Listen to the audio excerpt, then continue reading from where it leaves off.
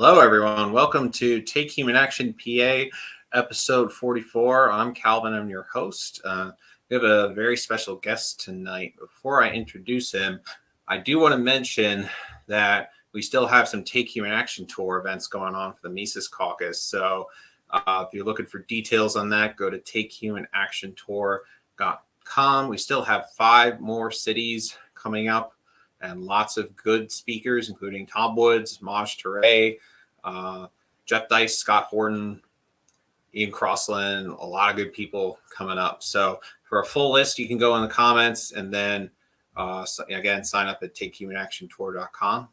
So definitely do that. And with that, I'll go to introducing our guest. We might have some additional hosts joining us later, and I'll mention them if they are able to make it in the time for this episode. But for now, our guest, he is a 24-year-old Marine Corps veteran, currently works for the state government, I believe it was. And he's come back after being stationed abroad, and he's looking to shake up state politics with his run for state house. And I'll bring him on now. Everybody, welcome Elijah Scretching. How you doing, Elijah? Hey, how's it going? Thank you for having me on here, Calvin. Yeah, I'm looking forward to this. Ever since BJ told me about your story, I've just been really fascinated by the whole thing. So, yeah, I don't even know where to start, but I don't know. So, I mean, it's just great to have you with us here, and we have able to run in a special election like this that makes it so that we can skip the signatures and just hit the ground running right away. Right.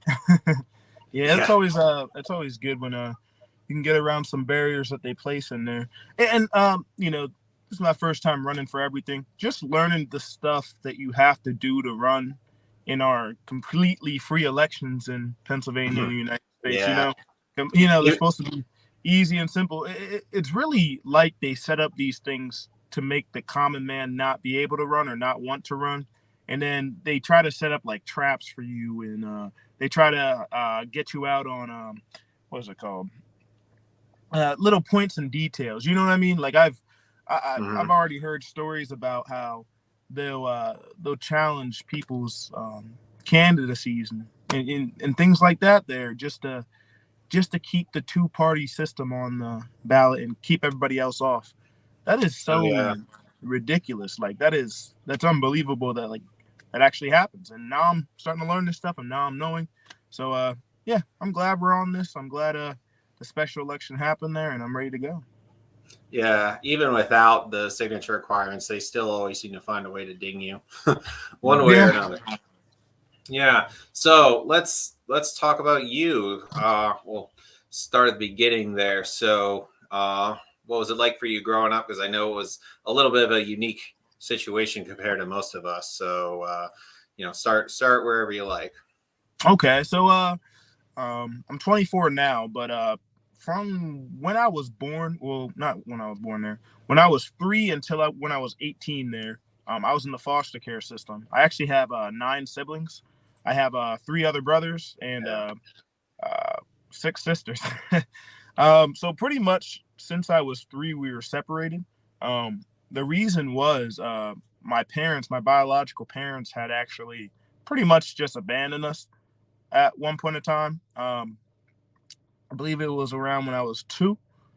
They took off and left us alone in the house. So pretty much my siblings who were a little bit older there, they'd be out, in the stores, stealing little things like saltine crackers and stuff like that, and bringing them home and asking people for money. And then we ended up I remember this actually from when I was young. I remember eating dog food and cat food, and that's how me and my sisters and our brothers were, living for a little bit there. And then, I've heard multiple stories of exactly how the state moved in and actually put us in care. But the one my sister told me is when I was pretty young there, I started choking on something, and she picked me up and rushed me to the hospital because the hospital was down the street. And once I got to the hospital, they helped me and everything. and I guess I was like almost passed out or something like that. And basically, they asked my sister. They're like, "Oh, where are your parents at?" And she said, "We don't have parents." And they're like, "What do you mean you don't have parents?" So they brought somebody over to our house there, and they seen all of us were in there, and all of us were pretty badly clothed. A lot of my siblings weren't even potty trained, or they didn't know how to use the bathroom. So the state moved in, took us, and separated all of us there. And I know the state had to act on what they acted on, but they really separated me and all my siblings though, and wouldn't let us see each other. That's pretty ridiculous. And the homes that they would place us in, some of these homes, I don't know how they passed the standards and requirements that are required for people to be foster parents. I've witnessed ridiculous stuff in the foster care system. I've witnessed things from foster parents putting cigarettes out on kids' heads, to kids getting beaten, to kids getting raped.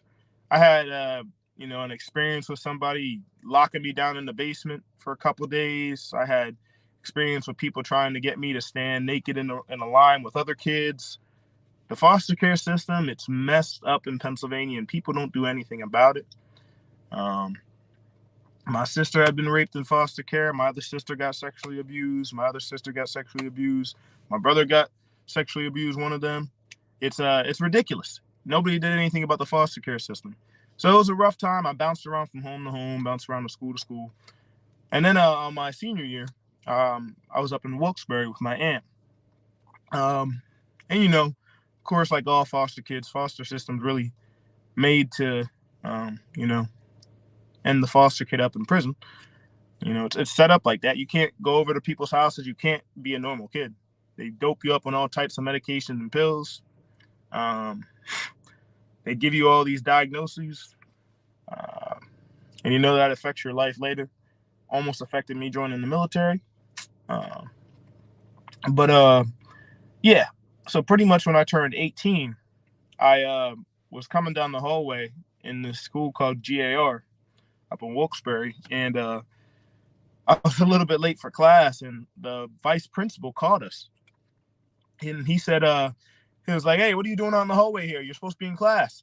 And we were like, me and my buddy was like, and then there was a Marine Corps recruiter right beside the gym there, and he was like, "Oh, they were talking to me." And we were like, yeah, we were talking to him. And the vice principal, he was like, "Oh, yeah, that's great. I was in the National Guard and this and that. You guys are trying to find a career for yourself. I like that. Go ahead, talk to him. I'll tell your teachers you're trying to make a career for yourself." So we were like, okay. Marine Corps recruiter said, "Oh, yeah, now you owe me." So I ended up going to the recruiter station there. And I talked to other recruiters too. And I asked them, like, what's the hardest branch? Because I wanted to gain respect for myself. I got told by a therapist one time, one of the ones that diagnosed me with something. I got told that respect isn't given, it's earned. So you have to earn respect for yourself. You want people to respect you, you have to earn that respect. People don't just give that out. So I asked what was the hardest and toughest branch to go into so I can earn my respect. And he said, "Well, I'll be honest. The Army recruiter told me, I'll be honest. The hardest branch there is the Marine Corps, but you don't want to join them. They're a cult and they're crazy." And I was like, "All right, yeah, I'll definitely join them." So I ended up joining. I went all over the world. Met the best friends I'll ever meet. We talk every day still. Some friends I haven't seen in 2-3 years, and we still talk every day. Like they'll do anything for me. They give me anything in a heartbeat. Love my boys and love my sisters out there. And I got to travel the world, go all over the Pacific over there. Met my wife, have a kid now. Her birthday's today, actually. We just had a bunch of celebrations and everything. So it was a good time today. They actually just got here at the end of January. The visa got approved and everything. So, that was pretty good. And it's kind of crazy. In the United States, like, they make it harder for you to get somebody here legally than illegally. Like, I had to jump through how many loopholes just to get my kid and my wife over here. Like, the amount of paperwork, people who don't know English or English isn't their first language, it's impossible almost to fill that paperwork out by yourself. I'm a whole graduate of, advanced school in Pennsylvania over here, but man, I'm struggling. I was struggling with that visa. You mind if we stop there for a minute? Because there's a lot to unpack in what you've said so far. Oh, sure thing. Yeah. Yeah. So wow. Like I mean, I've heard some stories about the foster care system, but that is just a whole new level. Like, how old were you? Messed up. How old were you when that whole thing started? I was 3 when I first got into foster care. Oh my gosh. Yeah. Wow. Yeah. So you were like down the middle in terms of your siblings? I'm actually the second youngest. Oh, okay. Yep. Wow. Yeah, I can't even imagine. I guess they're all out of the system now. I hope they're all doing all right. Yeah, they're at first a lot of them weren't doing as well, but we've been, us who have been doing well, been reaching out to the other ones and helping them with stuff. So everybody's doing a lot better than they were. I'll say that. Yeah, that's good. I'm glad to hear that. How long were you in the Marines for? I was in there for about 4 years there. Okay, so where did you end up being stationed while you were in there? I was in Okinawa. Okinawa was my main duty station, but I was an ammunition technician, so we got fapped out a lot to different units. So pretty much we can work in what is called ASP, so ammunition supply point. We can either be working there or we can be attached to infantry units, or it could be you could call it a special forces unit.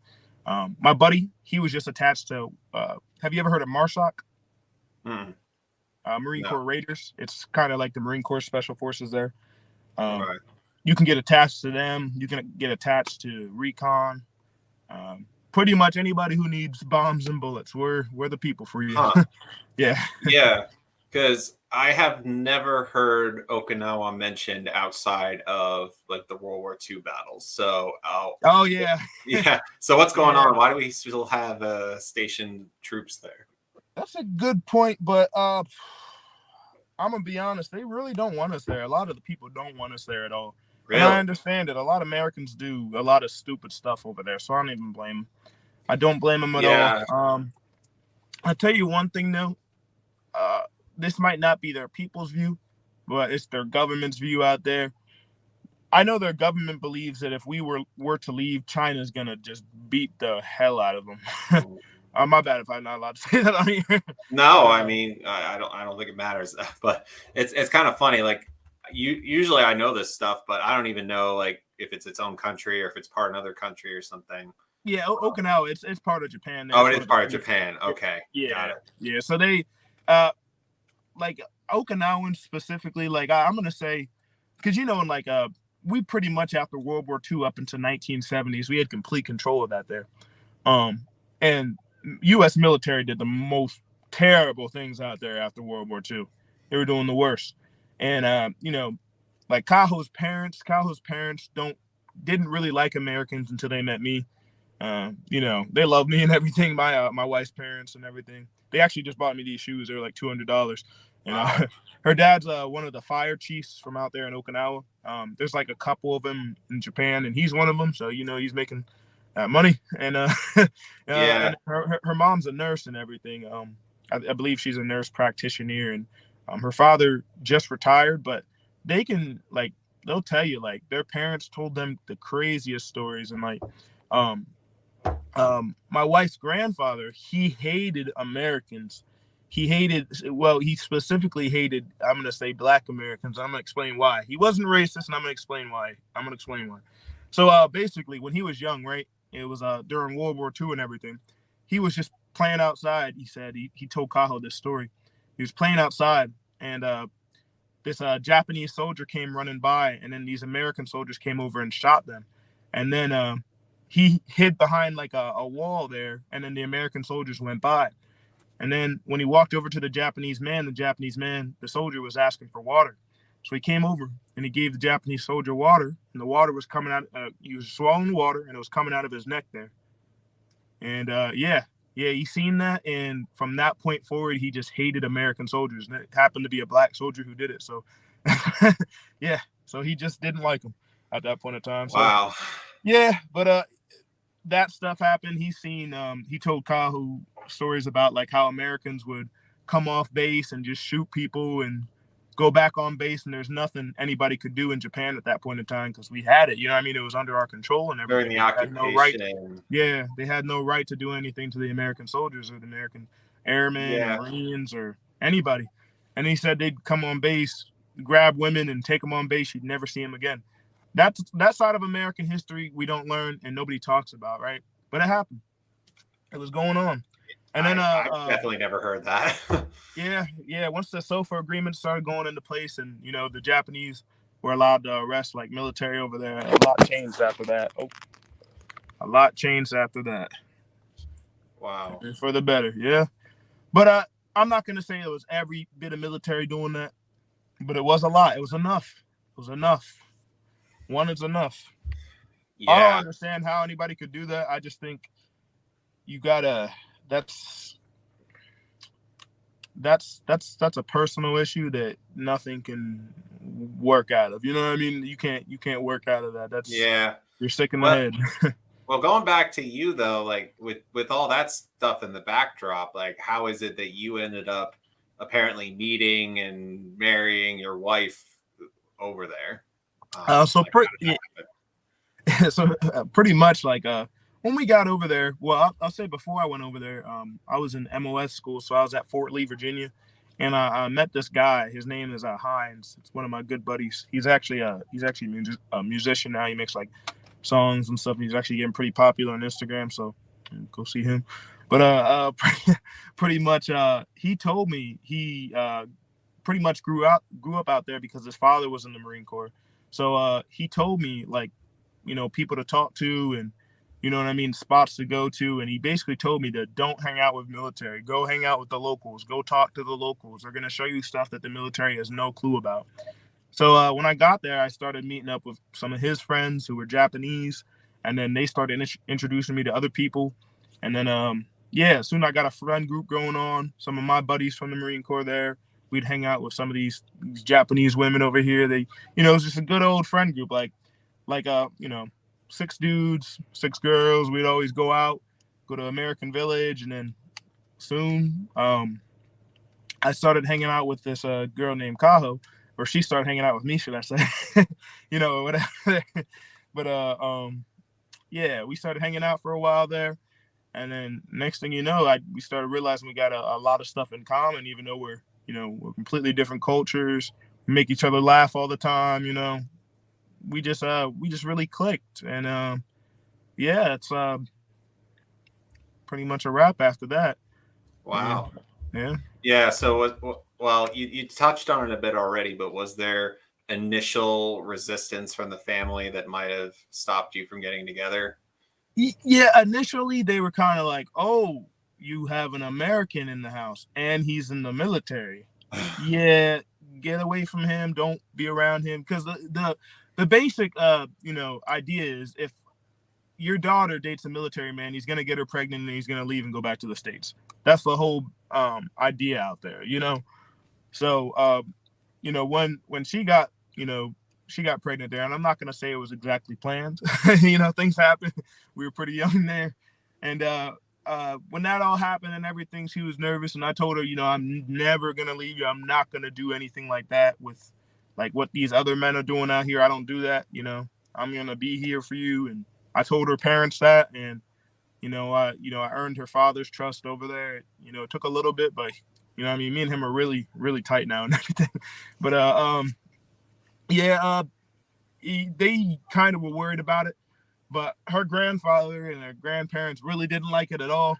They really didn't like it, but once they seen our daughter and everything, their minds started changing too. And, they love my kid. And, I think people started to realize, or they started realizing like, maybe not everybody in America is that bad, Right. Yeah. There's been some time since then. I can imagine that the old wounds, even if it has been this long, they don't heal that quickly, but it's good things like that are starting to overcome it. Yeah. But the people my age and everything though, and in Japan. They have no clue about what happened back then. They don't care. They're just whatever. Yeah. They see another American. They're like, oh, cool. He's from America. Where you from? California, bro? That's what they'll say to me. You from California, New York, Florida? And I'm like, oh no, I'm from Pennsylvania. Philadelphia. No. Yeah. No, yeah. Yeah. But, the nicest people in the world there too. They're the nicest people. They do anything for you. It's such a different culture out in Japan. It's so it's not like you go there over to Japan and you try to come back to the United States and be happy. It's crazy. You can't. You can't. It's just I only spent a couple weeks there myself, but I can't disagree with anything you're saying. Like all that stuff is true. It's like a whole different world out there. Yeah. Mm-hmm. Must have been a bit of a cultural adjustment too. Like taking your shoes off at the door was one of the first ones. Yeah. I'm sure there's others I'm not thinking of. Like I had to get used to not having eggs for breakfast. Yeah. And then they just how they sit there and eat a lot of the times there, and you're sitting on the ground there. Right. Yeah. No chairs. A lot of them. Sometimes people don't even have beds. Some of them. You know what I mean? Some Japanese citizens. Just like the mats. Yeah. Yeah. And they're perfectly comfortable that way sometimes. I'm like, I tried it. It was fine. I just thought I was dreaming when I saw the legless chairs. It's like, what is this? It's so peaceful out there, and their society is built on such like a respect towards others. There, you go into a train, it's silent. It's silent. People aren't eating. They aren't drinking. They're quiet. Their heads are down, and people are walking in filed lines in Tokyo. There's no trash on the ground in Tokyo. Oh yeah. There's no trash. Like that's how much bigger than New York City, but it's not no trash. Like I can't believe it. I couldn't believe my eyes when I seen that. Another thing too, they people are allowed now. DUIs there, it's a cap full of alcohol. You're going to jail. You know what I mean? If you drink and drive like that. But I mean that's a good thing too. You know what I mean? You really shouldn't be drinking and driving. But you can walk outside and have a beer in your hand. You can walk around. You can, you know what I mean? As long as you're not causing any trouble. Yeah. They don't care. You know what I mean? It's things like that, little freedoms they had there that it's just very different, you know? Yeah, that was what I was thinking, you know. That's a good word for it. I do want to get back to when you came back to the States, though, because we were talking in the pre-show, you know, and like no sooner than you got back to the States. Well, first, you know, that was right at the beginning of the pandemic, so already there was a huge culture change right around the time you got back. So why don't you start there? Just tell us how that experience was for you. All right. So I got back there. I got back basically like towards the end of 2019 there and really into 2020 there. So once I got back, you know, we were planning on getting the visa done, and you know, she was going to come over here and everything. And then all of a sudden, boom, coronavirus hits there. And I was a week away from getting my plane ticket and flying back over to Japan there. But my supervisor, I was working for the federal government at the time, at the Social Security Administration. My supervisor told me, hey, you might want to wait a little bit to see how this coronavirus thing, I heard that it's worse than the flu, she told me. I heard it's worse than the flu. You might want to wait a little bit. I heard the government might, you know, kind of shut down the ports. And I was thinking, like, there's no way, you know what I mean? It can't be that bad. So, you know, I was about to fly out that next week, and then boom, they shut down, you know what I mean? A lot of the flights going out to Japan, and Japan blocked off their borders. The United States blocked off their borders, and pretty much we were separated for a while with that. But then the whole thing happened with George Floyd and the Black Lives Matter movement there and everything. Now, with Black Lives Matter, I never really knew much about them at all. So a lot of people told me to support Black Lives Matter and donate to Black Lives Matter, you know, something of that sort there. And I really didn't know about them. I don't usually jump into things without knowing what it is. I do a little bit of research on it, but Like if I don't like something or it doesn't sit right in my soul, I won't go with it. You know, if it doesn't feel right to my character, I won't do it. So basically, I created this group, and I thought it would be a perfect opportunity to get like our community together, because that's what we did in the Marine Corps. There, we got together and made each other better. So if it worked in there, I figured it would work out here too. You know, it worked in there with people with different ranks who thought they were better than others and everything like that. So if it works out there like that, it's gonna work in here. So basically, I created this group called the 2020 Freedom Fighters, and I did it with a couple people. My friend Jimmy G up there in Wilkes-Barre, Shay, Sam, we all started it up there. And then basically we started doing rallies. We were teaching people, about educational tools, how to apply for college, having people, clean up the city, telling people to be more accountable for themselves. Instead of blaming things on other people, be more accountable for yourselves and the people around you. You see something, say something. You know what I mean? By that, I mean, you see somebody doing something wrong, tell them they're doing wrong. Don't just sit back and watch them do it wrong and then that lead to their demise.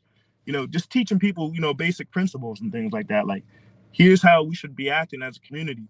We should hire more law enforcement in our community. We were also, trying to encourage people to, apply for permits to carry weapons. We were trying to tell people to do it this way instead of getting caught up by the police and having them arrest you when you could possibly just get a permit from the courthouse, or something like that. We were just telling people basic things to try to help them out and try to help our community out. And then we started getting a lot of people at our rallies. We started getting quite a bit of people, and we started getting on the news and started getting attention. And then people started just coming up and just giving us stuff, and people would bring food to our rallies, and people bring waters and drinks and speakers, and photographers would start coming, the news people would start coming. Our mayor came. We had Senator Hayward Art come from down in Philly. He came up to our thing, so we started getting a lot of buzz down there, and we started getting on the news a lot, and I started doing interviews. And then I'll say about maybe a couple weeks after I started it and we started getting a lot of buzz, basically I got this call on my phone. It was from a man named John. I can't remember his last name. I wish I had my old phone still so I can remember it, but I remember his name was John there. He wanted to speak with me about, he was like, oh, I like what you're doing with, you're fighting for Black lives and you're doing this and that. And I was fighting for Black lives, but I was more fighting for our community. You know what I mean? Like, I want our communities to succeed together. I'm not really looking at color. I want our community to succeed together. Now, I definitely care about Black lives and everything that was going on at that point of time. But again, I want to see us together, form together to succeed. So I was like, okay, yeah, let's meet up and everything. Let's talk about this and whatever. So we came and we met down by Janetti's in Wilkes-Barre there. So there was this, there's like this cheese steak place. I can't remember the name of the cheese steak place up in Wilkes-Barre, but we met up in there, and my buddy Mir came with me. And, because, you never really go by yourself everywhere. You never know what people are up to, especially when we were running that, because we had people come to our rallies and they'd be hecklers. People would come up and say, oh, they try to grab the mic out of my hand. This one guy grabbed the mic out of my hand this one time. He said, oh, let's break into the store. Come on, break into the mall. Go do this, go do that. And then he took off running and the police chased him and everything. We had the mayor up there one time. He came over to our thing and he wanted to hop on the mic. So I was like, okay, man, whatever. So he hopped on the mic and he was like, I understand your pain. I understand your pain. And then he took a knee and then everybody booed him and he ran away. Yeah. Like, I was like, bro, what are you doing? Like, what are you doing? What are you doing? Like, he literally got on his knee. None of us were doing that. And he got on his knee, said, I understand your pain, and put his fist up. And we were like, all right, whatever. And then people were like, bro, get out of here. Get out of here. And he took off running. But yeah, we would have some hecklers come. We had somebody destroy during one of our rallies. And there was a lot of people there, so we couldn't see, but they destroyed the whole statue there in Wilkes-Barre. They sprayed it with the silly string and painted it and put blood all over it. And then they tried to write our names at the bottom of it there to make it seem like we were doing it. That's some crazy stuff was going on like that. So we had this gentleman and we met him down in the shop down there, and he offered us $300,000 there to pretty much continue. He said you need to speak more about Black Lives Matter and how Black Lives Matter is gonna, you know what I mean, lift your what do you say, your culture out of poverty and this and that and do all this and that. And then I really thought about it. I was, you know, during the whole time when he was saying this stuff to us, and he was like, oh, we're gonna provide you with this and provide you with that. All you gotta say is these things. You gotta, you know, you gotta wear these things. You gotta wear the Black Lives Matter things like this. And we were like, okay, that sounds cool. $300,000, that's a lot of money. That could really help out our group. But then I started asking him questions. We were there. I was like, you know, that sounds really good, but like, to be honest, man, like I never see Black Lives Matter out here. I never see them out in the hood.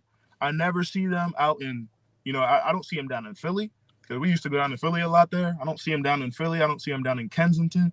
I don't see them down by Hamilton Park.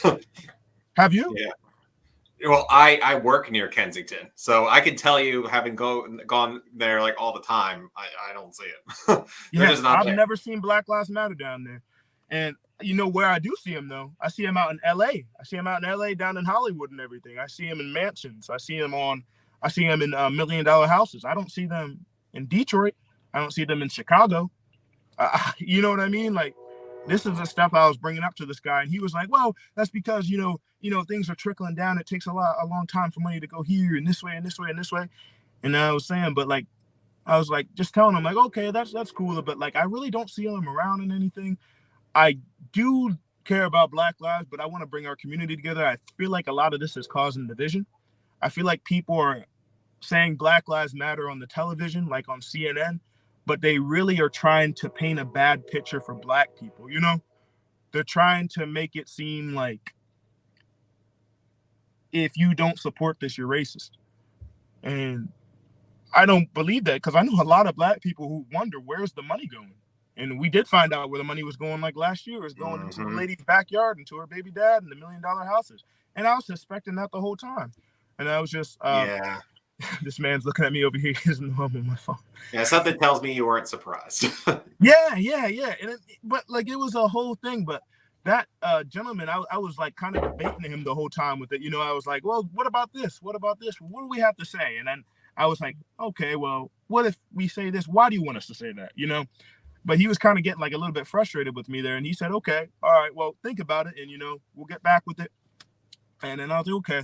So I contacted him again, and I was like asking him a couple more questions. I wanted to ask him a couple more questions.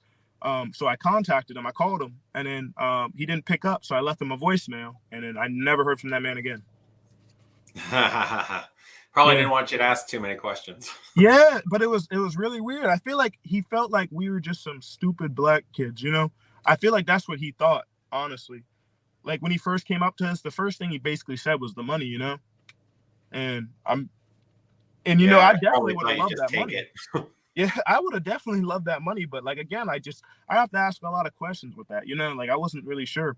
And then after that, that just was it just rubbed me the wrong way. And I started thinking about it. I'm like, why did he come up? Where did he come from? You know? Did he have like a checkbook? Was he just prepared to write it on the spot or something? He said he was just going to send it to our banks. He said he could send it to our banks. But yeah.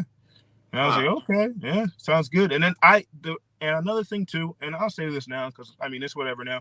I'll tell you why I'll say this now, but I kept it from our group. I let my buddy Mir know, and then I wish he was here. He could tell you, like, because me and him talked about this for a while too. I kept it from my group because there was rumor going on within my group, and this is why I kind of pulled away from my group. That someone in my group was charging people $50 to come to our rallies. And I never, ever said people had to pay money to come anywhere. I just wanted people to come. You know what I mean? I wanted people to participate. And that started happening. And then I found out totally once people started commenting on our posts like Black Lives Matter Part 2. You know what I mean? And I was like, what do you mean Black Lives Matter Part 2? People was like, oh, well, it cost me $50, but my friend said she didn't have to pay anything. I'm like, who charged you $50? Oh, we had to pay $50 to come to the rally. We thought you guys were making tons of money. What? You know? But yeah, that started going on, and I started pulling away from that. And I kind of, the person who was doing it, I'm not going to say their name or nothing like that, just because they know. But I don't need to shame them. You know what I mean? I don't need to blast them out on here. But yeah, that's the main reason why I kind of pulled out of that there.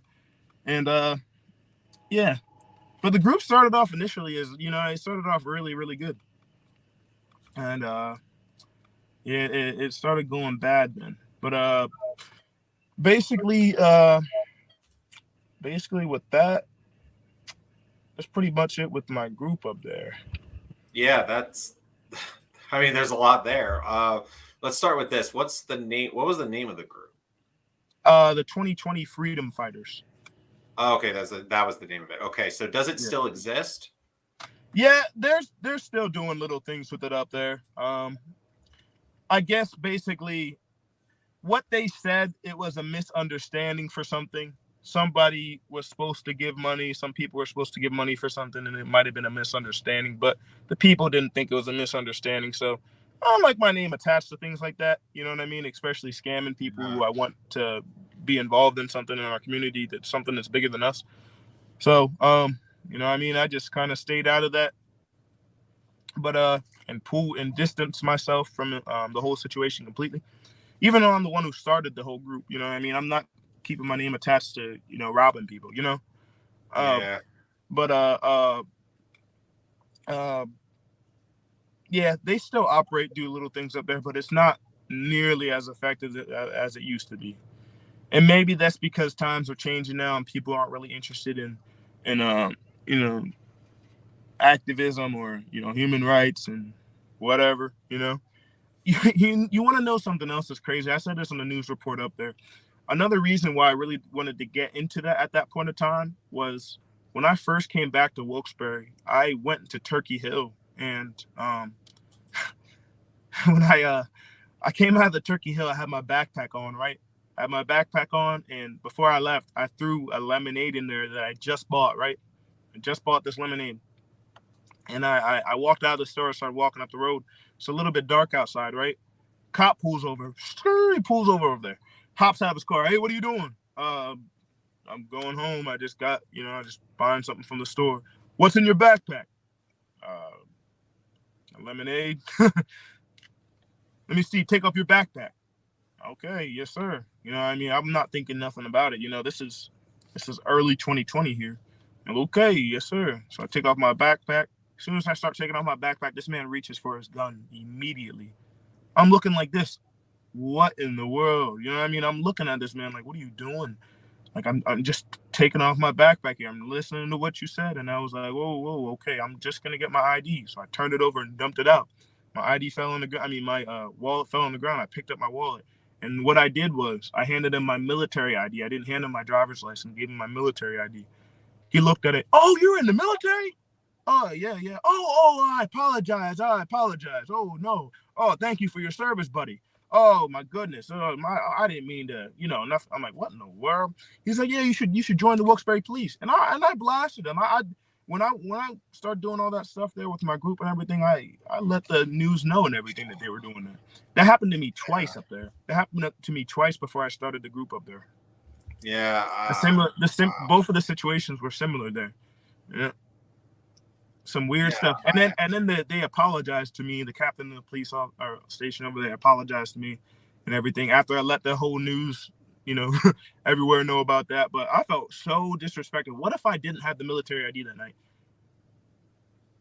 What would have happened to me? It's a little bit dark out. Nobody knows. There's no cameras around. I walked a little bit further away from Turkey Hill. I'm getting shot in cold blood. Nobody's going to care. And you weren't driving? You were just walking? Yeah, I was. It was the Turkey Hill was right by my house there. Wow. So, yeah. Yeah.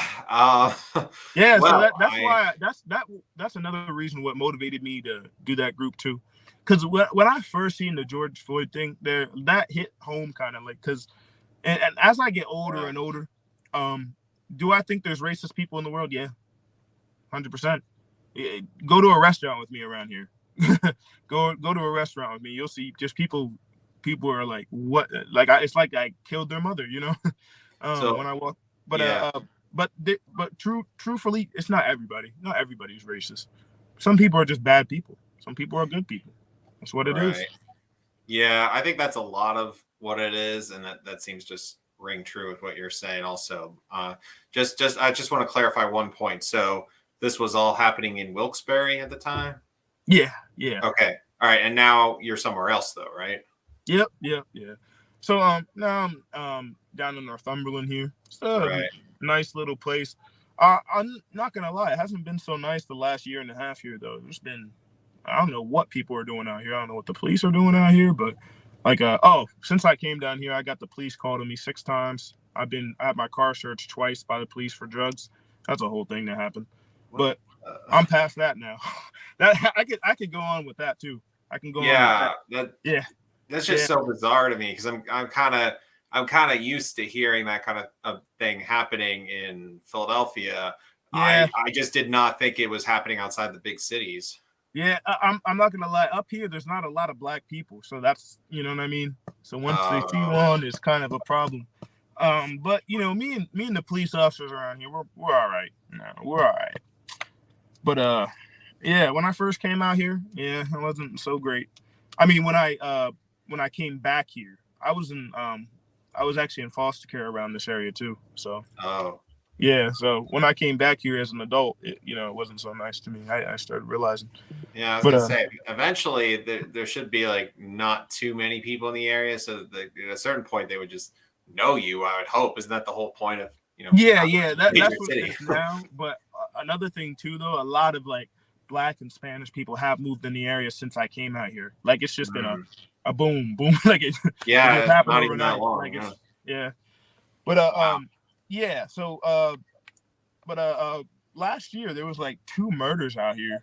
Like that's so unheard of for this area. Like some dude got shot in the neck and another dude got gunned down outside of this bar called Laughters in Sunbury.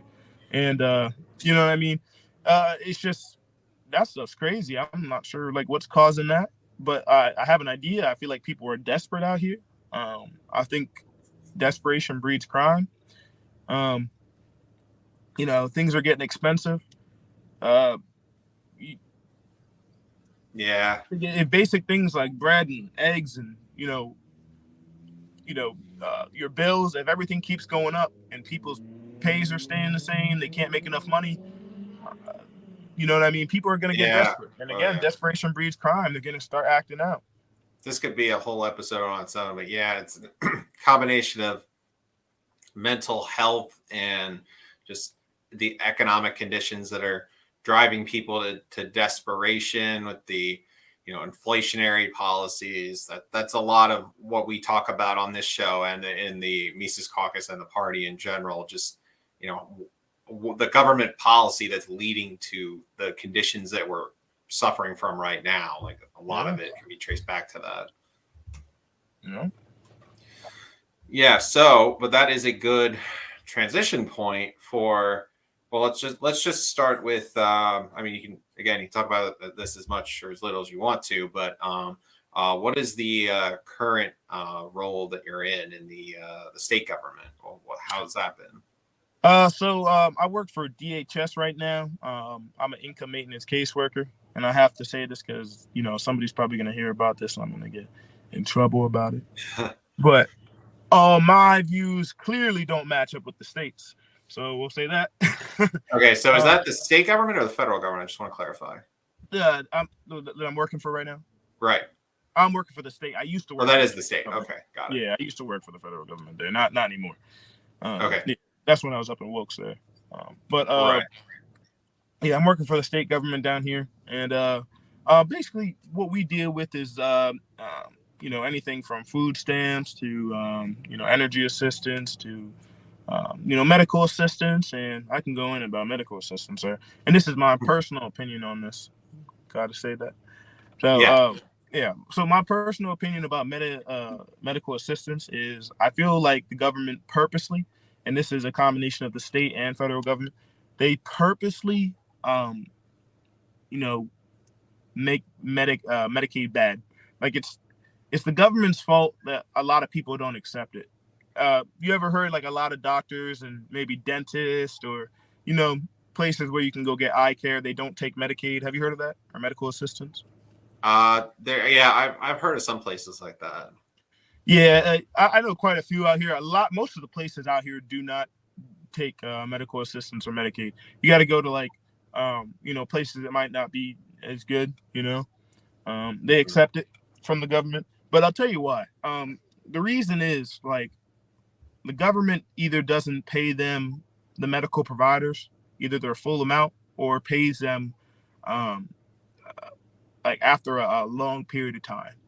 Now, let me ask you, if you worked at your job and you did a good job, you put in your 40 hours that week, and then your boss decided to pay you 6 months later or at half the the pay you were supposed to get paid, you're going to continue working there?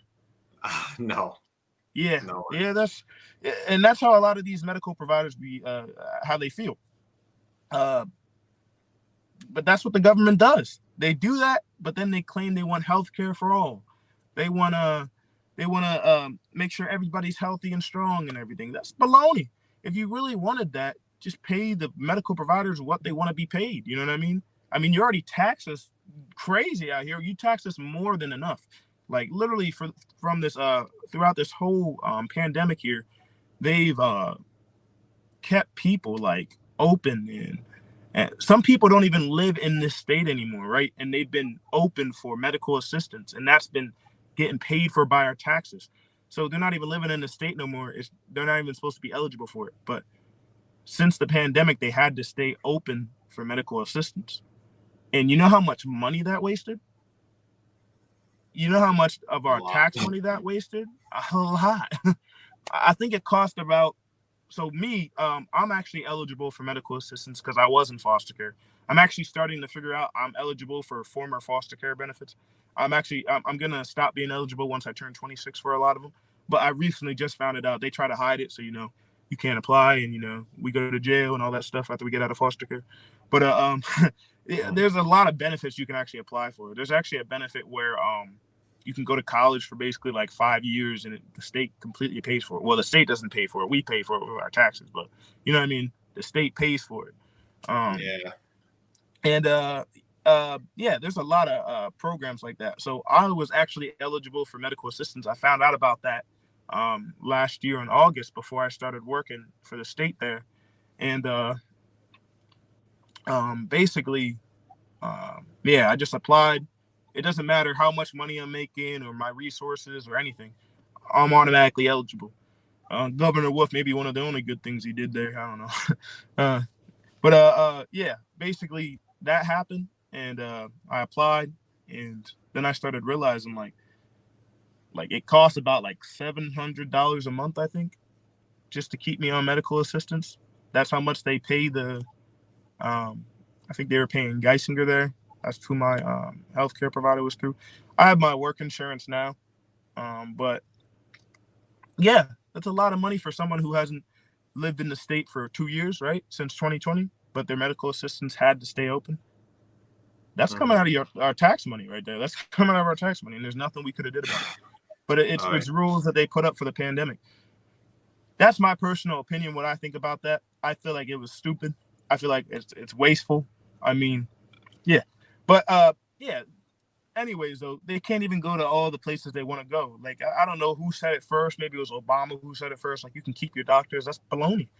You can't keep your doctors because your doctors aren't getting paid. If you want to keep Medicare, or not Medicare, Medicaid for all, you know what I mean? Actually pay the people. You know what I mean? Or else stop taxing them so much for it, you know? Like, it doesn't make any sense. But, I mean, that's just my personal opinion on that. Yeah, I mean, I can't disagree with any of that. Yeah, it's just like some of that I wasn't aware of the specifics, but you know, just the brokenness of the system is certainly not new to me. Maybe some people are hearing it for the first time, but yeah, it's I mean, it's good to hear from the inside that it's not just like us from the outside seeing this as a problem. That you know, it is just about more as we get. Oh, could you say that again? You kind of cut out there. Oh yeah. I was just saying, like, it is like even from the outside, it looks like the system is broken, but now just hearing from the inside that it is as broken as we think it is, you know? Yeah. And there's some good people in there who really truly want to help people out, but like the system doesn't allow them to. And that's my personal opinion. Again, I believe the system really doesn't allow you to. I believe it's set up to not help people. I believe it's set up to appear to help people, but whoever wrote those rules and laws didn't want to help people. They wanted to help themselves by keeping money in their pockets and keeping the poor, the middle class poor, and then keeping the rich right where they're at. But well, yeah, I think that is a good. Yeah, that is a good transition. So, how did you hear about the Libertarian Party and what motivated you to run for office? My sister Angela, basically, I came down here and visited her. Her husband had passed away in a car accident, so I came down to come to comfort my sister, my nieces, and everything. So that all started happening towards the end of 2020 there. But I wasn't living down here at that point in time. But basically, me and my sister, we always like talk about the government and how shady it is all the time, and all this stuff with the foster care. And my sister Angela, she's 27, she's about to be 28 this year. And we always have crazy long debates, and we're always not arguing, but you know what I mean, doing little debates, brothers and sisters. But it's always about the government we're arguing about, right? But basically, my sister told me one day, I was arguing, and I was saying this. I was saying, I came up with this little thing, and I listened to Kanye before, so I said to my sister, because we were talking about like gun laws, right? And I told her, I was like, okay, what's a king to a god? What's a god to a non-believer? What's a gun law to a criminal who doesn't obey the law? It's nothing.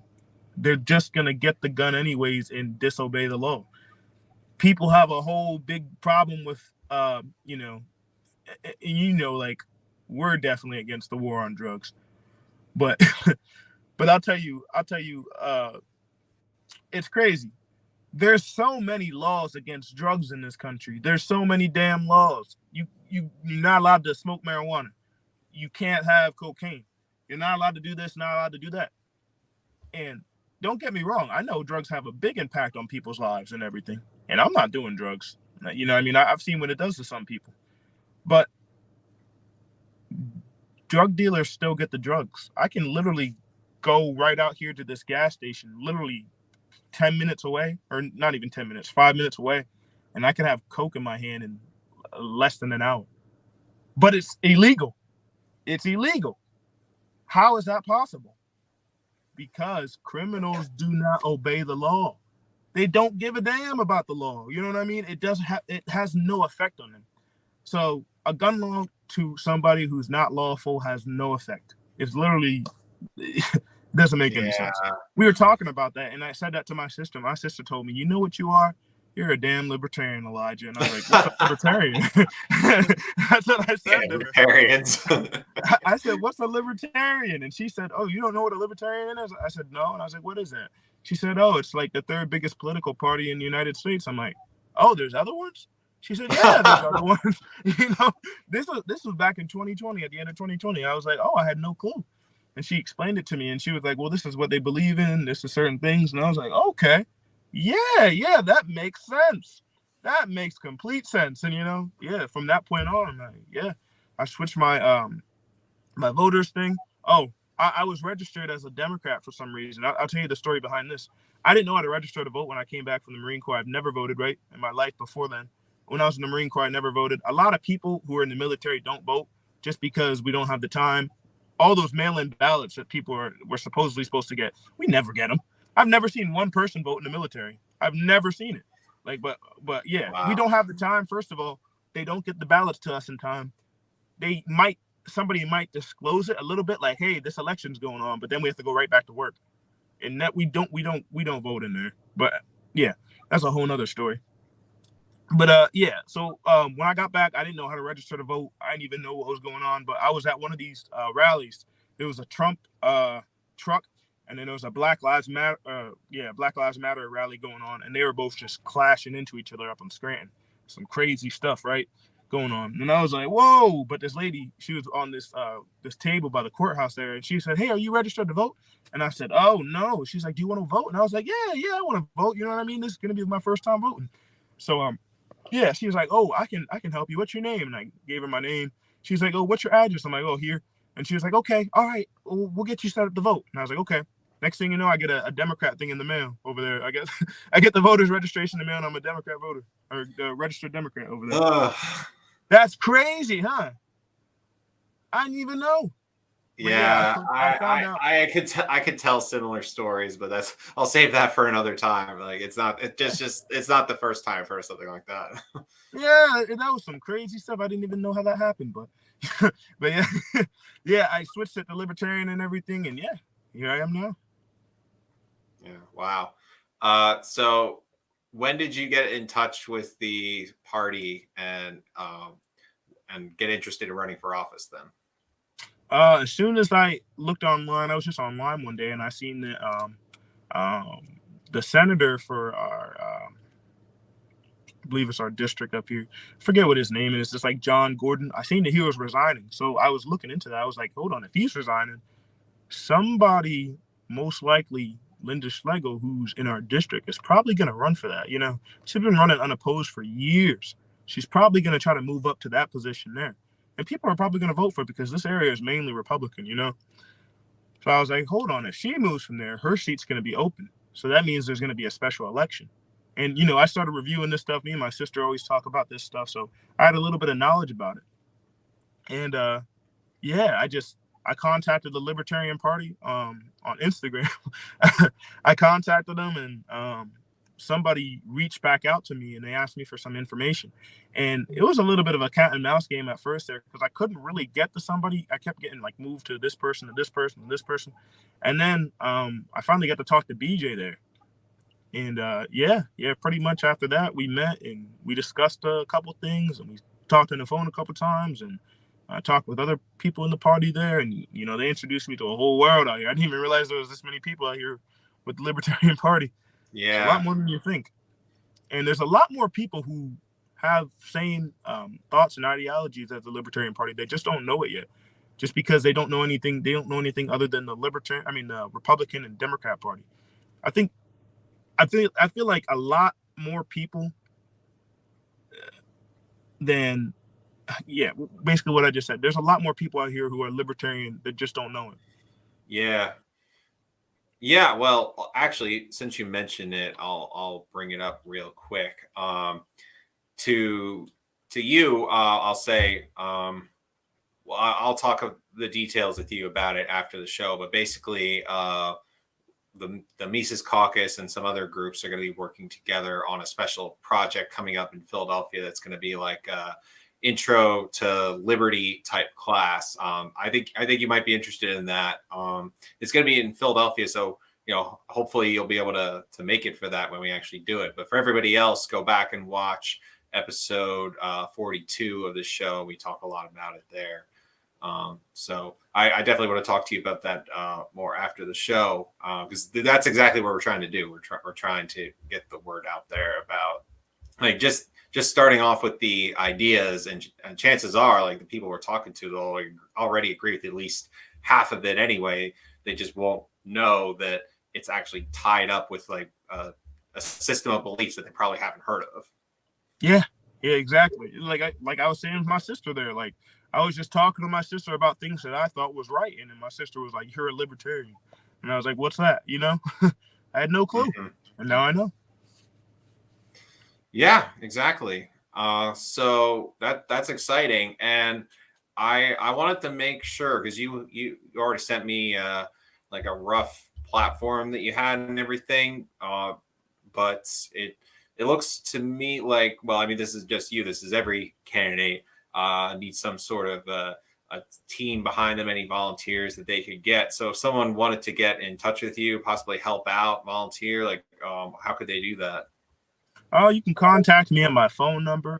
It's 570-445-7459. Or else you can reach out to me in my email. It's Elijah John Scretching. So what you see on the screen there, ELIJAH. Last name Scretching. It's SCRETCHING. Just with my middle name in the middle there. Yeah. So yeah. I'll take that down and put it in the show notes at the end of the show. You can just drop it in the chat that we have. Okay. Yep. Afterwards. What else is there? Oh, why don't you talk about like just pick like your top 2 or 3 issues that you want to talk about when you're campaigning. I feel like the top 3 issues, and right now, especially with everything going on in the country, and people wanting to take guns away crazy just because of the mass shootings going on and everything. And I'm not saying just because it is a big thing. But I think there's a simple solution to that, honestly. I feel like if we were proactive rather than reactive, could stop a lot of these mass shootings. First and foremost, lock the doors, you know what I mean? Keep them shut and everything, right? But even going forward, place armed security in schools. We have enough, we pay enough money in taxes for this, you know what I mean? We pay more than enough money in taxes for this. Place armed security in schools. Give a veteran $15 an hour, and I guarantee he'll sit up in that school and protect those children. You can kill 2 birds with 1 stone there. You can give a veteran a job and protect children at the same time. Anybody who doesn't vote for that, I don't know. I mean, you know what I mean? Like anybody who doesn't agree on that, like can come together in the House of Representatives and agree that, hey, you know what I mean? This might be something good. We can do something with this. So I mean, that's a way to solve like a lot of the school shootings. There, put a vet there. They're not letting anybody touch those children. So that's one of the things. I believe there needs to be better security in school, armed security in school. At least 2 per school. Second there, I believe it's we got to address the rise in crime, and that stems from people being desperate again there. Because desperation breeds crime. We need to work on, why are people committing the crimes right now? People committing the crimes right now because they're broke. Things like gas, groceries, a haircut, basic things cost more than they should. And that's because of inflation. We need to do something about that. We need to bring more smaller businesses into the area and encourage people to open up businesses and do things like that within the community here. You know what I mean? Just so we can build a solid foundation in our community. We don't have to reach out to outside sources and have people traveling out of the city for things that they can possibly get in the city. You know what I mean? Because people start buying stuff within the community, start doing things in the community there. It's going to build a stronger community. And then third, the third thing there I really was thinking about, well, actually I have a bunch of them there, but I feel like another thing, and I talked to a lot of vets out here about this. A lot of vets out here, they don't have access to the VA like people think they do. We had a gentleman over here right in the Wisest parking lot. We had him collapse, and me and my sister ran over and started helping him. He just collapsed on the ground. He had like some underlying conditions because of Agent Orange back in Vietnam. So yeah. So he collapsed on the ground. And I asked him, "You getting VA disability benefits?" No, I don't know how to apply right. I'm not doing it right. People are not helping me. Of course, they're not helping them because they don't want them to get the benefits from the government there. But basically, I had to drive his car home, and then my sister drove my car home. But it was a whole situation with that man. He was passed out over here, and he can't make it up to the VA. He can't make it up because it's an hour and a half away. Like, why don't we have more? Why don't we have more veteran centers around here? Like, just do something for these people. Like, it ticks me off just seeing some of these older veterans out here. You know what I mean? They did everything the government told them to do, and the government can't even throw them a damn bone. Like, it ticks me off. It really does. Especially when I see some of these old vets out here and they talk about I seen this other guy. I'm not gonna call him a dude, but he was another Vietnam vet, and this guy was up in Wilkes-Barre there. Now there is a VA up in Wilkes-Barre, and that's where I actually did see this man, but he wasn't getting disability benefits, and I believed he should have. This man had nothing here, nothing where his nose should be. There was nothing, and I got caught staring at him. I was at the time when I came back, I was just like, what the hell happened to you? And then I'm just looking at him, right? And then he looks at me and he's like, go ahead, ask, youngster. And I was like, oh, I'm sorry, sir. I didn't mean to. He's like, just ask me. Stop being a, you know what I mean? I was like, okay.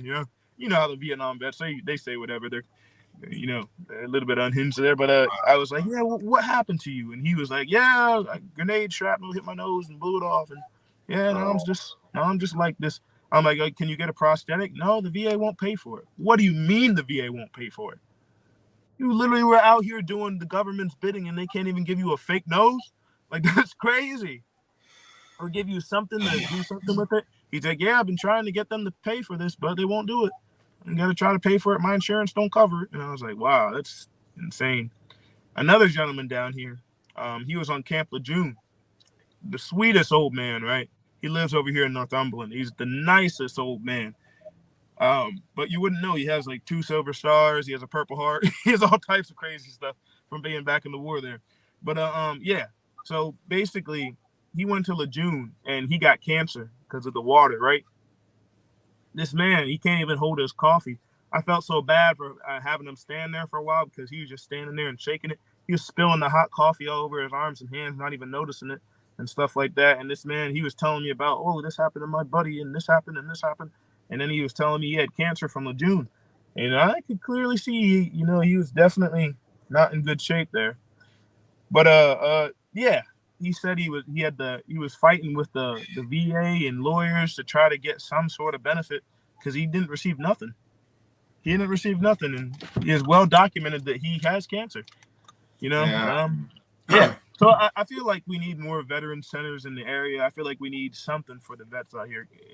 I can give you stories all day about veterans out here. Oh yeah, it's one thing to read about it. It's another thing to hear people's stories, and it's just enough to know that it's not just a few odd cases. No, it's every time I come up to an older veteran, it ticks me off so bad. It makes me want to do stuff to the VA.